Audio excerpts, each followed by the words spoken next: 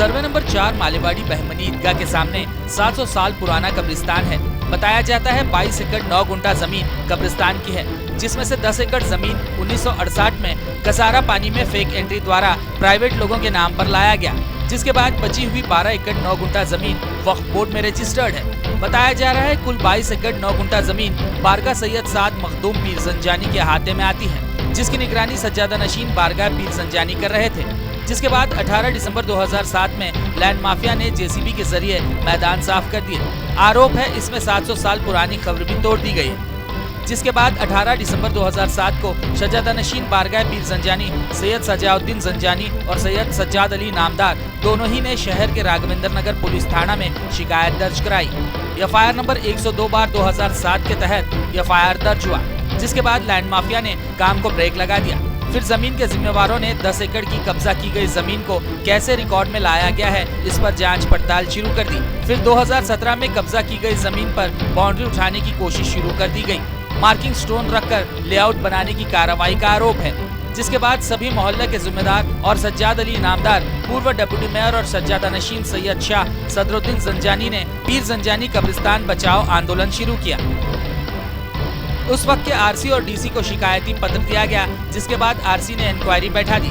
1954 से सभी रिकॉर्ड्स खंगालने के बाद ये ऑर्डर हुआ। 10 एकड़ जमीन सरकार से किसी को मंजूर नहीं की गई है, ये फेक एंट्री कराई गई है।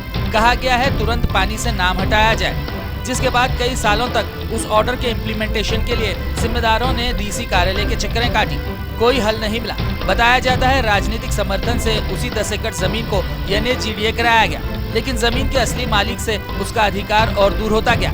जिसके बाद साल 2024 में जिम्मेवारों ने आरसी से मुलाकात की और पुराना ऑर्डर बताया गया। 2024 के आरसी ने फिर से एक ऑर्डर जारी किया। कहा कि पिछले 7 सालों से ऑर्डर पर इम्प्लीमेंटेशन नहीं हुआ है, जिसके कारण NA और GDA इस 10 एकड़ जमीन पर हुआ है। तुरंत NA कैंसिल किया जाए। जिसके बाद भी समस्या का कोई समाधान नहीं मिला। फिर सज्जाद अली नामदार ने गवर्नर को शिकायती पत्र दिया और chief secretariat government of Karnataka को सभी रिकॉर्ड के साथ शिकायत दर्ज कराए। वहां से लेटर आने के बाद जिला प्रशासन एक्टिव हो गया। डीसी ने एसी को हिदायत दी और पूरे मामले के रिकॉर्ड्स मंगाए। NA कैंसिलेशन के लिए हियरिंग रखी गई, जिस हियरिंग में सैयद सदरुद्दीन ज़ंजानी और सैयद अशफाक अली नामदार ने NA कैंसिलेशन की कड़ी मांग रखी। आखिरकार 16 जनवरी 2026 को 10 एकड़ कब्जा की गई जमीन का खुलासा हुआ।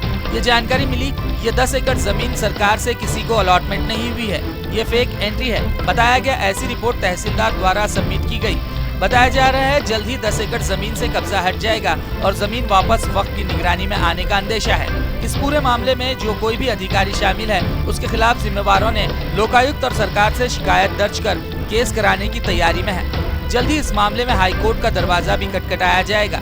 सज्जाद अली नामदार ने कहा कलबुर्गी उत्तर और दक्षिण विधायक के पास इस मुद्दे को लेकर जाने पर भी समस्या का समाधान नहीं हुआ।